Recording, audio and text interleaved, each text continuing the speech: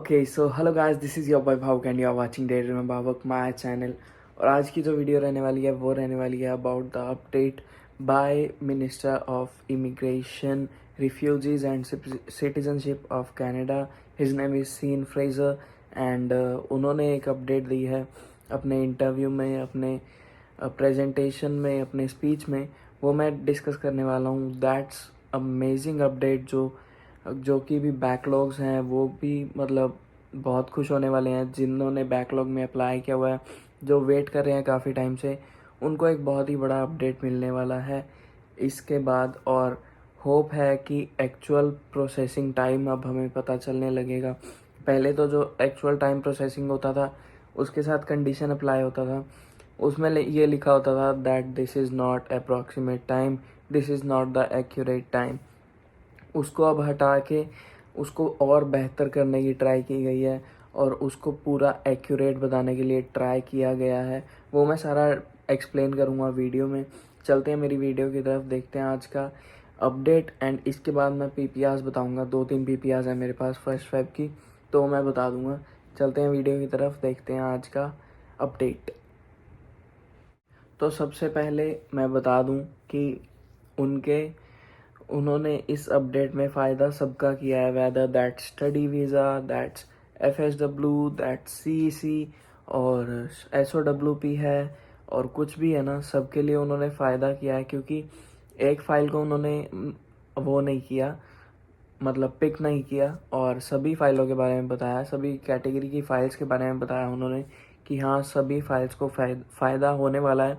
And government of Canada has proposed $85,000 million, जिससे वो try करेंगे, एलोकेट करेंगे कि हाँ, कैसे इन फाइल्स को रिड्यूस किया जाए। बैकलॉग की फाइल्स जो हैं, जो बहुत ही ज़्यादा लगी हुई हैं फ्रॉम 2021 2022 जो लगी हुई हैं फाइल्स, उनको कैसे कम किया जाए। वो बहुत ही मतलब बहुत ही ज़्यादा पैसा इस बार खर्च करने वाले हैं और इस बार बहुत ही खुल के उन्होंने बताया इस बारे में कि हाँ, हम बैकलॉग्स पक्का क्लियर करने वाले हैं। ठीक है, पहले तो ये बात होगी that we know that many talented and skilled newcomers have waited long during the pandemic. In the economic update 2021, the government of Canada proposed $85 million in new funding to reduce application in inventory.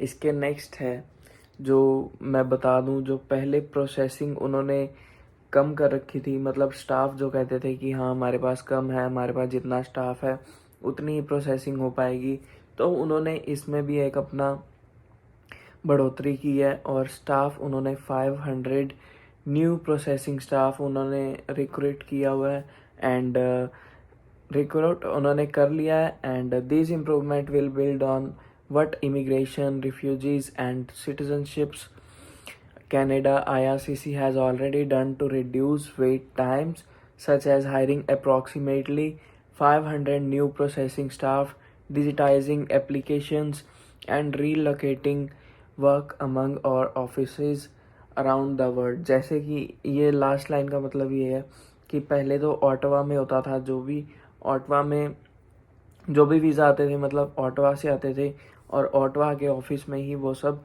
Officers होते थे, वो काम करते थे। लेकिन अब जो भी ऑफिसर्स हैं कहीं भी कनाडा वर्ल्ड वाइड में हैं या कहीं भी हैं, ठीक है, उनको वो पावर देगी और उनको वो ऑफिस में, वो किसी भी ऑफिस में, मतलब किसी भी देश में कोई भी ऑफिस है कनाडा इमिग्रेशन का, तो वो अपना रिजल्ट दे सकते हैं और वो भी इन फाइल्स पे काम करेंगे। ये कहने का मतलब है। इसके नेक्स्ट हम बात कर लेते हैं 2021 की। 2021 में अराउंड 500,000 पीपल को परमानेंट रेजिडेंस किया गया है application. IRCC made over 500,000 decision on permanent residence application in 2021। ठीक है, ये तो 500,000 होगी 2021 में, लेकिन अब पहले 4 महीने में 2022 के वो प्रोसेस करने वाले हैं 147,000 परमानेंट रेजिडेंट्स को फाइनल डिसीजन देने वाले हैं इन फर्स्ट क्वार्टर ऑफ 2022। ठीक है, और ये काफ़ी ज़्यादा है as compared to the previous one. So हम ये आइडिया लगा सकते हैं कि आगे अब PR बहुत ही ज़्यादा होने वाले हैं लोग, ठीक है, और अराउंड 6 हो जाएंगे, 600,000। तो नेक्स्ट ये बात हो रही है CEC ड्रॉज के बारे में। एक्सप्रेस एंट्री के ड्रॉज होते हैं वो, अब जैसे कुछ लोग हैं वो सोच रहे हैं कि हाँ कनाडा छोड़ के किसी और कंट्री पे हमें स्विच करना चाहिए और वहीं पर हमें मतलब अपना फ्यूचर सेटल करना चाहिए। इस पे भी उन्होंने बोला है that they are looking at options to keep worker in Canada but they have not come to the decision yet. लेकिन CEC ड्रॉज हमें पक्का देखने को मिल सकते हैं इन कमिंग वीक्स और in coming months, we can say. हमें ज़रूर कुछ ना कुछ ड्रॉज देखने को मिलेंगे क्योंकि they are working on that, और वो नहीं चाहते कि कनाडा कोई छोड़ के जाए क्योंकि उनको लोगों की बहुत ज़्यादा ज़रूरत है। हमें नहीं है फ़िलहाल ज़रूरत, उनको बहुत ज़्यादा ज़रूरत है। इसके next, we understand that client want easier access to their status update on their case files. That is why we will also introduce a new permanent resident application tracker in February 2022 for spouses and dependents to allow clients to easily access their application information and status online. ये हुआ है spouse sponsorship के लिए, जो spouse sponsorship के लिए file लगाते हैं उनके लिए ये हुआ है कि हाँ आपकी जो फाइल है, जो आपकी फ़ाइल की प्रोसेसिंग चल रही है, आप पूरी तरह से ट्रैक कर पाओगे। GIC में तो GCK में तो सॉरी ये होता था कि हाँ सबमिशन दिखाते थे, फिर BCL दिखाते थे, फिर BVL एंड PPR, लेकिन इसमें आप ज़्यादा ट्रैक कर पाएंगे, इसमें ज़्यादा फीचर्स होंगे और फंड का अच्छे से यूज़ हो रहा है। हम अब अच्छे से कह सकते हैं कि हाँ फंड सर जी आप अच्छा यूज़ कर रहे हो।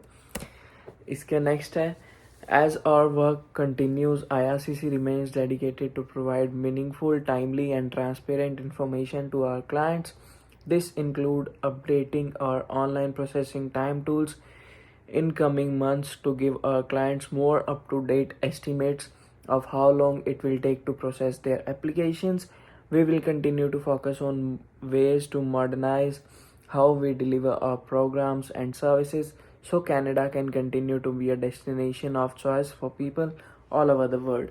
इसमें उन्होंने ये कहा है, जो मैंने पहले इंट्रोडक्शन में ओवरव्यू में बात बता दी थी आपको, कि हाँ वो एक्चुअल प्रोसेसिंग टाइम देने में बहुत मतलब ट्राई कर रहे हैं कि हाँ आपको एक्चुअल टाइम वो दे पाएँ ताकि आप अपना फ्यूचर और क्लियरली प्लान कर सको और वो ट्रांसपेरेंट रह सके। जो भी मतलब प्रोसीजर है ना कि आपकी फ़ाइल के साथ क्या चल रहा है और आपको कितना टाइम लगेगा प्रोसेस होने में आपकी फ़ाइल, उसको वो ज़्यादा डीपली करेंगे अब और ज़्यादा आपको क्लियरली वो बताएंगे कि हाँ आपको इतना टाइम लगेगा। पहले तो ऐसा हो जाता था दैट कंडीशन में अप्लाई एंड कोविड में apply because of the Covid it might take more time than estimate, लेकिन अब एस्टिमेट भी ये प्रॉपर देने वाले हैं कि हाँ इतने में आपको पक्का मिल जाएगा डिसीजन।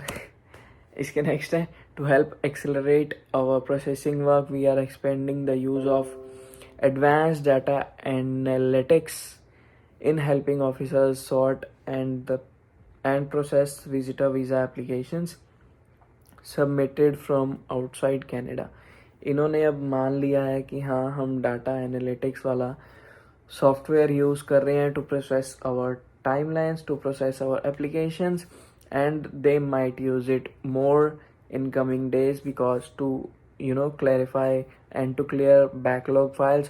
and इन्होंने ये भी बताया अगर ये मतलब एप्लीकेशन या सॉफ्टवेयर यूज़ करते हैं तो 87% फास्टर हो सकता है resulting in some application receiving decision more quickly while program integrity is maintained. An IRCC officer will always make the final decision.